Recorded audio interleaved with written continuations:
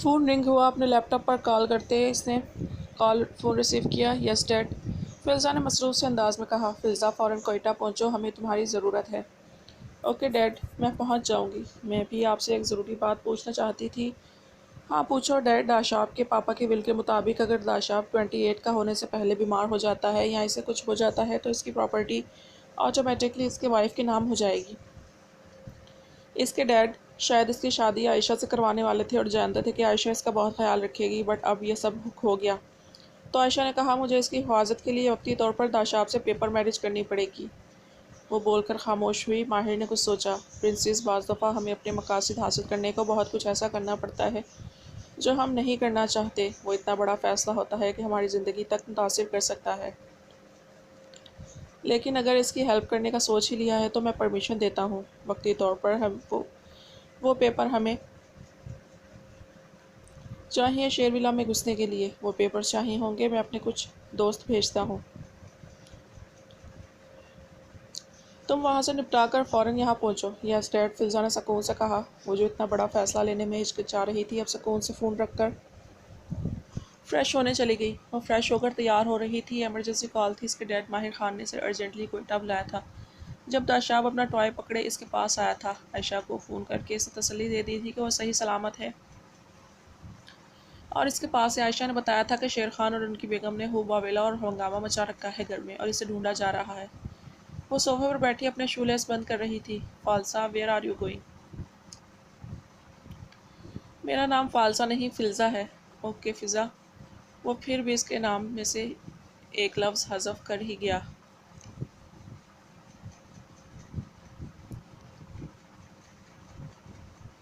فلزا بھائی، اوکے میں فضی بولوں گا۔ بہت مشکل نیم ہے، مجھ سے نہیں بولا جاتا۔ وہ جھلا کر بولتا بغور اس کی تیاری دیکھ رہا تھا جو گہرا مسکرا رہی تھی۔ داشو، تم ریڈی ہو نا؟ جو میں نے ریممبر کروایا وہ یاد ہے نا؟ فلزا نے مصروف سے انداز میں پوچھا۔ یس یاد ہے، ہم جس انکل کے پاس جائیں گے انہوں نے کچھ بھی کہنا ہے تو میں نے یس بولنا ہے۔ اس نے رٹا رٹایا جواب دیا۔ گڈ، اس کے بعد میں کہیں جاؤں گی اور ہو سکتا ہے کل واپس آؤں۔ تب تک تمہارا خیال ایک آنٹی رکھیں گی۔ داشو کوئی بھی ضد نہیں کرے گا ان کے ساتھ، رائٹ؟ رائٹ؟ وہ بکرے کی طرح سر ہلا گیا۔ وہ اسی لیے اس کے بابا کے ول کے مطابق میرج رجسٹرار آفس آئی تھی۔ وہ اس گھر میں داخل ہوئے بغیر داشاب کے ماں باپ کو انصاف نہیں دلا سکتی تھی۔ شیر خان اور اس کی بیوی کے راز شیر ولا میں ہی دفن تھے جو اسے اکھاڑنے تھے، اسی لیے اسے گھر میں کسی حق سے داخل ہونے کے لیے اسے اس نکاح نامے کے پیپر کی اشد ضرورت تھی۔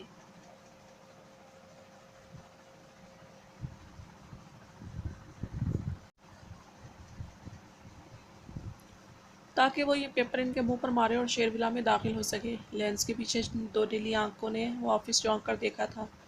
ایسا کچھ ہوگا، دادا نے یہ تو بتایا ہی نہیں تھا، نہ کسی اور نے۔ اس کے خود کے پلان میں تو کچھ ایسا نہیں طے کیا گیا تھا۔ تو فضی، مجھے واش روم جانا ہے، وہ اندر جاتے جاتے اچانک بولا۔ اوف، کتنے غلط وقت پر آیا ہے داشو تمہارا واش روم۔ فلزا نے منہ بنایا اور اسے جینٹس ٹوائلٹ میں لے کر گئی۔ وہ احتیاطاً باہر ہی کھڑی رہی تھی، اندر دو نیلی نگاہیں اپنی پینٹ کی سیکرٹ پاکٹ سے فون نکال کر جلدی جلدی ایک نمبر ڈائل کر رہی تھی، مگر ایک نمبر، دوسرا، تیسرا، کوئی بھی نہیں لگا تو اس کا غصہ اور اشتعال سوا نیزے پر پہنچا تھا۔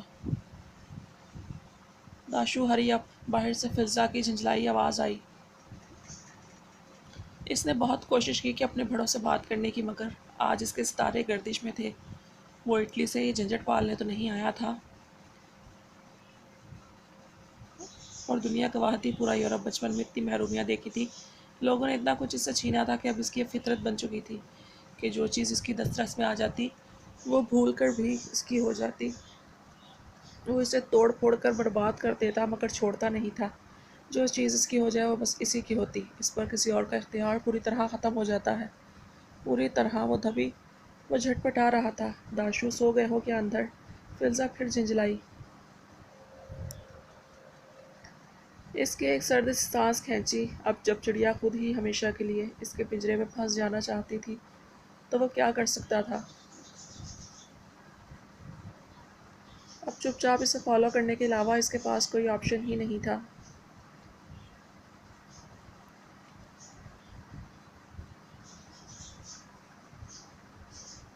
وہ باہر آیا۔ فلزا نے اسے گھورا۔ اتنی دیر لگاتے ہیں؟ وہ بے تکا سوال پوچھ بیٹھی۔ میں تو اتنی ہی لگاتا ہوں۔ وہ جھنجھلا کر بولا۔ فلزا نے اپنے ڈیڈ ماہر خان کو پوری صورتحال بتائی تھی تو ماہر خان نے اپنے چند ساتھیوں کو یہ کارروائی سر انجام دینے کو اس کے پاس گواہان کے طور پر بھیجا تھا۔ وہ اندر گئے تھے۔ چند منٹوں میں ہی تمام کاغذی کارروائی طے پا چکی تھی۔ آدھے پون گھنٹے میں وہ فلزا ماہر خان سے فلزا داشاب انصار خان بن چکی تھی۔ وہ اسے لیے باہر آئی تھی۔ باہر گاڑی میں منی موجود تھی۔ داشو تم ان انٹی کے ساتھ گھر جاؤ، مجھے جانا ہے کہیں، کل ملتے ہیں۔ نو، فزی نے بتایا ہی نہیں یہ کون سی گیم تھی، مجھے اب جاننا ہے اور فزی کے پاس ہی رہنا ہے۔ وہ ضدی ہوا۔ اگر داشو نے فزی کی بات نہ مانی تو فزی کٹی ہو جائے گی اور داشو کے لیے چاکلیٹ بھی نہیں لائے گی۔ فلزا نے بھی تھوڑی سختی کی۔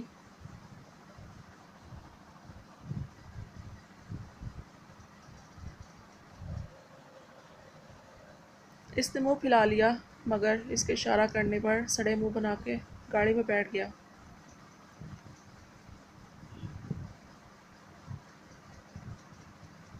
فلزا کو ہنسی آئی۔ ایڈیٹ کو دیکھتے ہی دیکھتے سڑی شکل کے ساتھ اس کی نگاہوں سے اوجھل ہو گیا۔ وہ بھی تیزی سے وہاں سے نکلی۔ حالانکہ اس کا تعاقب کیا جا رہا تھا مگر چند ہی لمحوں میں وہ ایسی نگاہوں سے اوجھل ہوئی کہ اپنا تعاقب کرنے والے اپنا سا منہ لے کر بیٹھ گئے۔ خیل حویلی کی طویل و عریض بیسمنٹ پہ خان شمشان خیل فاتحانہ سی مسکراہٹ چہرے پر سجائے فرعونیت سے بیٹھا تھا۔ دیکھا منہ کی کھانی پڑی ٹٹ پونجیوں کو۔ میں انہیں کوئی چیلنج دوں گا اور ایسے ہی ان کی بیٹی کو یہاں سے جانے دوں گا تو یہ ان کی سب سے بڑی بھول ہے۔ وہ خباثت سے ہنسا۔ مگر بھائی باپ میری پوتی مجھے ہر قیمت پر واپس چاہیے۔ وہ نے تو نہیں آئی نا واپس؟ آ جائے گی وہ بھی۔ ان کی دوسری بیٹی بھی ہمارے نشانے پر ہے۔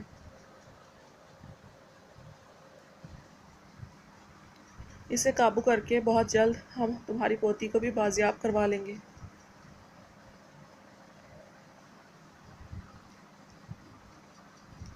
مگر وہ اسے کچھ کر نہ دیں۔ حشمت راؤ تلبلایا۔ ارے نہیں کرتے، یہ ہمارا کام ہے کچھ کروانے کا، ان کا نہیں۔ اس لیے بے فکر رہو۔ مگر آج تو حویلی میں بڑا خاص دن ہے نا، تو میں تو کہتی ہوں سیکیورٹی بڑھا دو سائیں، یہ نہ ہو وہ لوگ حملہ پھر کر دیں۔ مہارانی اپنا آج جلا چہرہ لیے اسے مشورہ دینے لگی۔ تم لوگ کیا سمجھتے ہو نہیں بڑھائی ہوگی؟ وہ کل کے بچے تو کیا ان کے باپ دادا بھی یہ سیکیورٹی نہیں توڑ سکتے۔ وہ گھمنڈی لہجے میں بولا تھا، پھر آہستگی سے چلتا حویلی کے اندر آیا۔ ایک خاص ملازمہ نے اسے حجرے میں حاجن بیگم کے بلاوے کا پیغام دیا تھا۔ وہ جلدی سے حجرے کی جانب گیا۔ وہ ڈری سہمی حاجن اماں کی گود میں سر دیے لیٹی ہوئی تھی۔ 3 دن ہو گئے بخار میں پھنک رہی تھی اور یہ اس خوف کا نتیجہ تھا جو اس کے خوف سے نکل کر اس کے سامنے چلا آیا تھا۔ خان شمشان خیل حجرے میں داخل ہوا تو وہ جھٹکے سے اٹھ بیٹھی اور بلک بلک کر رو دی۔ خان شمشان خیل اس تک آیا تھا، بیڈ پر بیٹھ کر اسے خود سے لگایا۔ میری بچی کچھ نہیں ہوا، نہ کچھ ہوگا، کوئی تمہارا کچھ نہیں بگاڑ سکتا۔ بابا ہمیں حجرے میں نہیں رہنا، کوئی پھر سے آ جائے گا، ہمیں حویلی میں رہنا ہے اماں کے ساتھ۔ ہم یہاں نہیں رہیں گے، ہمیں ڈر لگتا ہے۔ ایسے کیسے نہیں رہنا، میں کہہ رہا ہوں نا کوئی نہیں آئے گا۔ اگر نور پاک بی بی ڈر گئی تو لوگ تمہارے تعویذات پر کیسے یقین کریں گے؟ ویسے بھی پاک کلام سے شادی کے بعد تم حویلی یا کسی گھر میں نہیں رہ سکتی۔ خان شمشان خیل بگڑ گیا تھا۔ بھلا حجرے میں روز کی بنیاد پر جو لاکھوں روپیوں کا چڑھاوا ملتا تھا اسے کیسے گنوا دیتے؟ اماں سمجھائیں نا بابا کو، ہمیں بہت ڈر لگ رہا ہے۔ وہ بہت بری طرح سہمی ہوئی تھی۔ کچھ نہیں ہوگا، تسلی رکھو۔ خان شمشان خیل نے اسے تسلیاں دینا چاہی۔ آج خیل حویلی میں ایک خاص دن تھا۔ خان شمشان خیل کی سالگرہ کا دن تھا۔ درگاہ میں غیر معمولی ہلچل سی تھی۔ یہ وقت خان زوار خیل کے نذر و نیاز تقسیم کرنے کا تھا۔ ہر سال ہی خان شمشان خیل میں آج کے دن بڑے پیمانے پر نذر و نیاز تقسیم کی جاتی تھی۔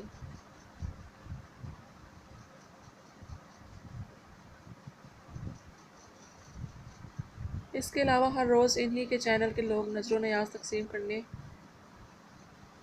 خاص ڈھکوسلے عمل کو اپنے چینل پر لائیو دکھاتے تھے جو پورے ملک میں مقبول اور مشہور زبانوں سے تو عام تھا کہ اس درگاہ پر اتنا عطا کیا جاتا ہے۔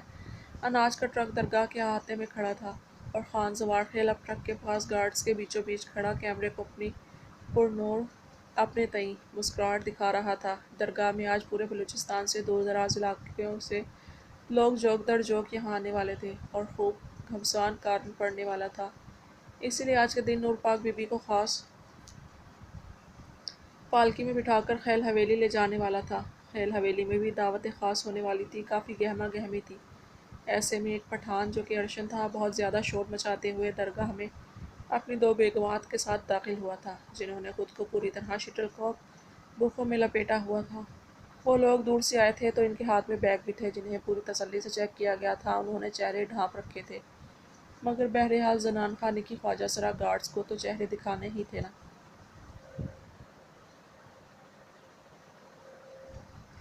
علیزے نے سکون سے اپنا برقع ہٹا کر اپنا چہرہ دکھایا۔ فلزا کی اس نے میک اپ کے ساتھ ساری شکل بدلی تھی، وہ اطمینان سے اندر داخل ہوئی تھی۔ اندر جا کر وہ لوگ مہمان سرائے میں گئے تھے۔ علیزے نے اپنا حلیہ برقرار رکھا، مگر فلزا کے ہاتھ تیزی سے چلے تھے۔ اپنے چہرے سے وہ ماسک ہٹا کر اس نے اپنی بلیک پینٹ شرٹ کے اوپر سے تیزی سے وہ پٹھانی کاسٹیوم اتار کر علیزے کو دیا اور بیگ میں سے سفید لباس نکال کر زیب تن کیا۔ وہ مکمل پریکٹس کر کے آئی تھی، تبھی اب ہاتھ تیزی سے حجاب باندھ رہے تھے۔ چہرہ میک اپ سے پاک شفاف تھا، لیکن علیزے نے تھوڑا سا رد و بدل کیا تھا جس سے وہ اب بالکل کسی کی ڈپلیکیٹ لگ رہی تھی۔ بیگ میں سے تسبیح نکالو، فلزا نے تیزی سے کہا تھا۔ کچھ ہی دیر میں نور پاک بی بی بالکل تیار تھی۔ وہ اپنے ٹیب میں دیکھتی انہی خفیہ راہداریوں سے حجرے تک پہنچی تھی جہاں سے کسی کی نگاہوں میں آئے بغیر ارشن اندر گیا تھا۔ وہ اب حجرے کے باہر اطمینان سے دھیمے قدموں سے چلتی حجرے کے دروازے تک آئی تھی اور وہیں کھڑی ہو گئی۔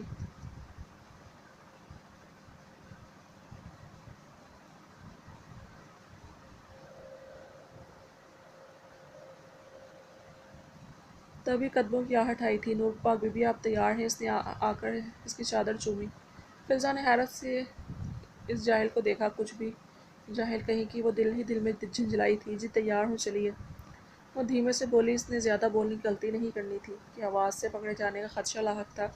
وہ خادمہ کے ساتھ چلتی اب اطمینان سے باہر نکل گئی تھی۔ درگاہ کے احاطے میں مردوں کی سائڈ پر نذر و نیاز تقسیم کی جا رہی تھی۔ عجیب طوفان بدتمیزی چل رہی تھی۔ آٹا، چاول، دال کی بوریاں لوگ جھپٹ جھپٹ کر حاصل کرتے ایک دوسرے سے سبقت لے جانا چاہتے تھے۔ ایسے میں اناج کے ٹرک سے اتر کر ماہر خان، ایشان اور جبران اطمینان سے درگاہ میں داخل ہوئے۔ درگاہ کے خفیہ راستوں سے ان کی منزل خیل حویلی تھی۔ وہ عام گارڈز کے یونیفارم میں تھے جو یہاں کے گارڈز کی تھیں۔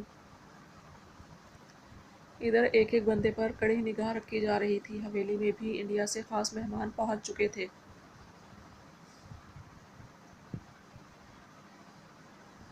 وہ اپنے حجرے میں کب سے بالکل تیار بیٹھی تھی۔ عجیب بات تو یہ تھی کہ اس کی خاص خادمہ جو یہاں حجرے میں بھی اس کے ساتھ ہوتی تھی اسے بلانے اب تک نہیں آئی تھی، اور اب تو کافی دیر ہو چکی تھی۔ دل بے چین سے تھا۔ خواب کی نوعیت بھی بدل گئی تھی۔ اب وہ وحشت بھری دہشتناک آنکھیں خواب میں بہت قریب آ کر ڈراتی تھی۔ جب سے وہ دہشت گرد اتنے قریب آ کر گیا تھا وہ چین کا سانس نہیں لے پائی تھی۔ خادمہ کیوں نہیں آئی اب تک؟ ہو سکتا ہے انہیں کوئی کام ہو۔ آج ہنگامہ آرائی بھی تو اتنی زیادہ ہونے والی ہے کہ کسی کو فرصت ہی نہیں ملی۔ ہم خود ہی چلے جاتے ہیں۔ وہ جھنجھلائی اور حجرے سے خود ہی باہر نکلی۔ وہ پیروں تک فراق سفید چادر کے اوپر حجاب پہنے دھیمے قدموں سے چلتی حجرے سے باہر نکلی تھی جب بجلی کی سی رفتار سے اس کے منہ پر ہاتھ رکھے اسے دبوچ کر پلر کے پیچھے لے جایا گیا۔ ارشن نے ایک مرتبہ پھر اسے بے ہوش کیا تھا، باہوں میں اٹھا کر خفیہ راستوں سے مہمان سرائے لے کر آیا جہاں علیزے پہلے ہی ان لوگوں کی منتظر تھی۔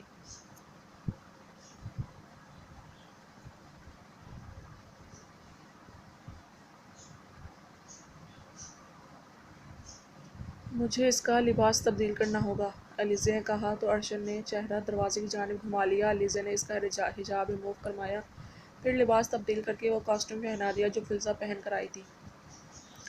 وہی شٹل کاک برقع پہنا کر اسے مکمل طور پر ڈھانپ دیا۔ ڈن، علیزے نے اوکے کا سگنل دیا۔ ارشن نے اس بات میں سر ہلا کر دوبارہ اسے تھاما۔ دل کانوں میں بج رہا تھا، منزل قریب تھی۔ وہ اپنی زندگی کو اس عقوبت خانے سے نکالنے والا تھا۔ اب غلطی کی ذرا برابر بھی گنجائش نہ تھی۔ ارشن اسے تھام کر باہر لایا تھا، تب باہر اناج لینے والی خواتین میں گھس کر علیزے نے خاتون کو جان بوجھ کر دھکا دیا تھا۔ پھر کیا تھا، ایک ہنگامہ تھا جو وہاں مچ گیا تھا۔ علیزے ان خواتین کے بیچ میں پھنس جاتی جب کسی نے بازو سے دبوچ کر اس بھیڑ سے باہر نکالا تھا۔ خضر جو کہ ایک دیہاتی کے گیٹ اپ میں تھا اسے کھینچ کر باہر نکالتا، پھر بھیڑ میں غائب ہو گیا تھا۔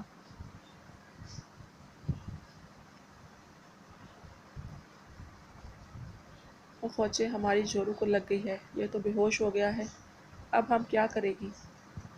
ارشن کی دہائیاں آسمان چھونے لگی، گارڈز اس کے پاس جمع ہونے لگے۔ وہ اپنی بے ہوش جورو کو لے کر زمین پر بیٹھا شور مچا رہا تھا۔ بڑا نکلے یہاں سے۔ نور پاک بی بی کی دعا لے لی، ہمارے لیے وہی بہت ہے، ہمیں اناج وناج کچھ نہیں چاہیے۔ چلیے سرتاج، ہم چلتا ہے ادھر سے، آپ پنڈرا باجی کو گود میں اٹھا لو۔ علیسہ نے بھی شور مچایا، تبھی ارشد نے اسے بازو میں اٹھایا۔ وہ لوگ باہر کی جانب جانے لگے۔ رکو، گارڈز کی آواز پر انہیں رکنا پڑا۔ اپنی شکلیں دکھاؤ۔ وہ گارڈز بھی اپنی ہٹ کے پکے تھے شاید۔ وہ پہنچے، ہم مرد لوگ اپنی جروں کی شکلیں بالکل نہیں دکھائے گا، نہیں تو ادھر خون ہو جائے گا، خون۔ ارشد گرایا، تبھی علیزی اور دیا کی شکلیں دیکھنے کیوں خواجہ سرا گارڈز کو بلایا گیا تھا۔ ان کی شکلیں اس خواجہ سرا نے ہی دیکھی جس نے داخل ہوتے وقت دیکھی تھی۔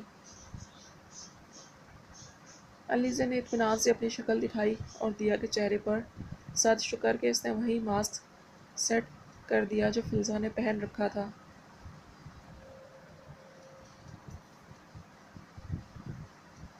ارشد نے اسے باہوں میں اٹھائے درگاہ سے باہر نکلتا چلا گیا۔ وہ نزاکت سے سر تا پیر سفید رنگ کے لباس میں اس دالان میں سے چلتی باہر نکلی تھی جہاں جگہ جگہ فیس اسکینر لگے ہوئے تھے۔ اب درگاہ کے احاطے میں خرامہ خرامہ چلی آ رہی تھی۔ خواتین اس کی چادر چوم رہی تھی۔ وہ دھیمے قدموں سے چلتی پالکی کے قریب آ کر خاموشی سے پالکی میں بیٹھ گئی تھی۔ درگاہ سے پالکی آج کے دن خیل حویلی بڑی عقیدت سے لے جائی جاتی تھی۔ خیل حویلی کے زنان خانے میں پالکی رکھی گئی جس میں سے وہ نکل کر باہر آئی تھی اور اب اجنبی نگاہوں سے ان سب نمونوں کو دیکھ رہی تھی جو خاص انڈیا سے اس سے دعائیں لینے آئے تھے اور ہدیہ لاکھوں روپوں کی ملکیت کے سونے کے زیورات دینے آئے تھے۔ نور ایما اماں ہاجر نے اسے تعجب سے دیکھا، جس نے اب تک آگے لپک کر اماں ہاجر کو سینے سے نہیں لگایا تھا۔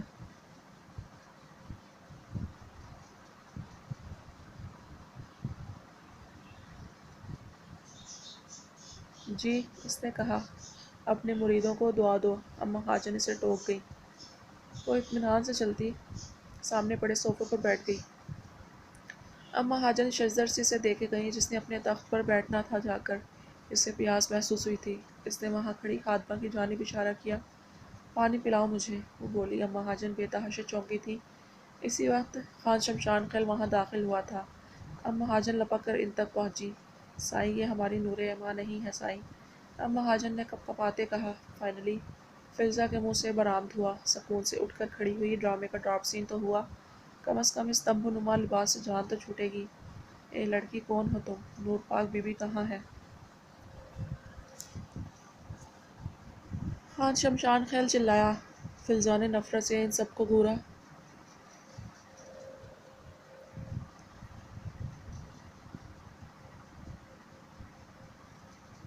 گارڈز، وہ چلایا، گارڈ جو چونٹیوں کی طرح کلبلاتے اس لاؤنج میں داخل ہوئے تھے۔ پکڑ لو اس بہروپیے کو۔ خان شمشان خیل کے چلانے پر فلزا استہزائیہ سی ہنسی ہنس دی تھی۔ گارڈز اس کے جانب لپکے تھے۔ فلزا نے بجلی کسی تیزی سے خود سے اتار کر اپنے اسی تمبو نما چادر اور حجاب میں ان گارڈز کو الجھایا تھا۔ جھٹکے سے چادر کو کھینچا، وہ گارڈز ہوا میں بل کھاتے بہت دور دور جا گرے تھے۔ اتنی تیزی اور مہارت سے ان سے لڑ رہی تھی کہ انڈیا سے آئے وہ لوگ بھی ادھر ادھر بھاگنے لگے تھے کیونکہ گارڈز جھٹکوں سے ادھر ادھر پٹکے جا رہے تھے۔ خان شمشان خیل کی آنکھیں بھی حیرت سے پھیل گئی تھیں۔ شاید اس بار وہ غلط جگہ الجھ بیٹھا تھا۔ پھر خیل حویلی میں زوردار دھماکے گونجے تھے، دھوئیں کے مرغولے اٹھے۔ جب تک دھواں چھٹا، ایگزیکیوشنرز خیل حویلی کی اینٹ سے اینٹ بجا کر اپنی امانت لے کر انہیں ٹھینگا دکھا کر یہاں سے دھول اڑاتے جا چکے تھے۔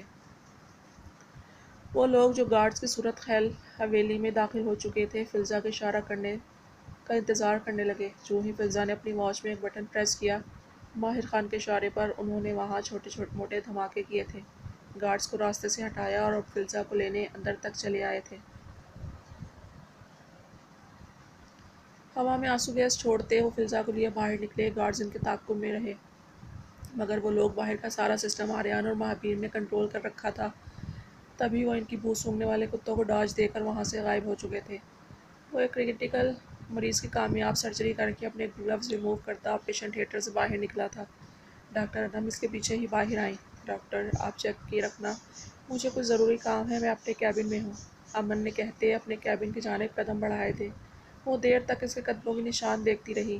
اس رات وہ اس کی محبت، اس کا عشق دیکھ چکی تھی جسے پہلی مرتبہ کسی کے لیے ماہی بیاب کی طرح تڑپتے دیکھا تھا۔ نہ چاہتے ہوئے بھی اس کمزور سے وجود کے لیے اس کے دل میں رشک اور جیلسی کے ابال بھی اٹھے تھے۔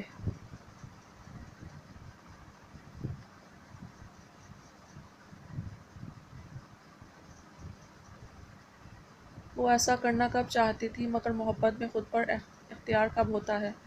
وہ مڑ کر واپس آپریشن تھیٹر میں گم ہو گئی۔ امن اپنے کیبن میں آیا تھا۔ وہ ارشن کے ساتھ نہ ہوتے ہوئے بھی اسی کے ساتھ تھا۔ مطلب اسی نے ہی ان کو مکمل طور پر پھر سے گائیڈ کیا تھا۔ اپنے لیپ ٹاپ پر وکٹری کا سائن دیکھ کر وہ پرسکون ہوا تھا۔ اپنی چیئر سے ٹیک لگا کر لیپ ٹاپ کی اسکرین اپارٹمنٹ سے کنیکٹ کی۔ اس رات وہ پوری طرح بھیگ کر نیلی پڑ گئی تھی۔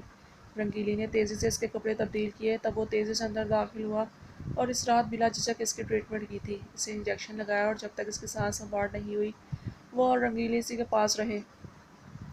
وہ ان 2-3 دن میں 3-4 مرتبہ خودکشی کی ناکام کوشش کر چکی تھی۔ وہ واقعی اپنے درد اور ڈر سے فرار چاہتی تھی۔ درد رگوں میں خون بن کر بہنے لگا تھا۔ وہ دونوں ہی تکلیف میں تھے۔ ٹھیک ہے، ساتھ رہو میرے، مگر ایک سوال، تم کو وحشت سے حفاظت کی دعا آتی ہے؟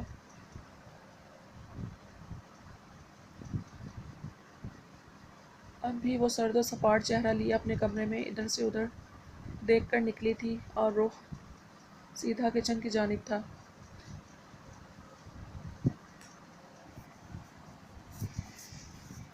امن نے اپنی کمپٹیاں سہلائیں اور رنگیلی کو فون ملایا، جو کہ پہلی بیل پر ریسیو کر لیا گیا۔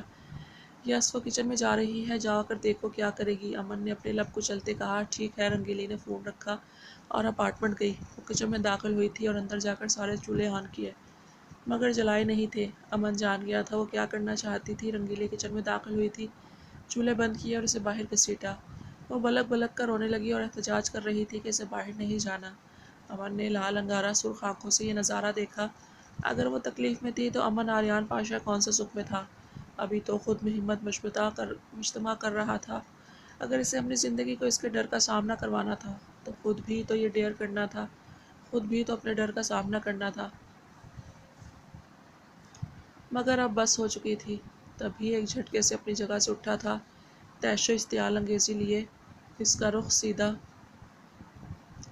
اپنے اپارٹمنٹ کی جانب تھا۔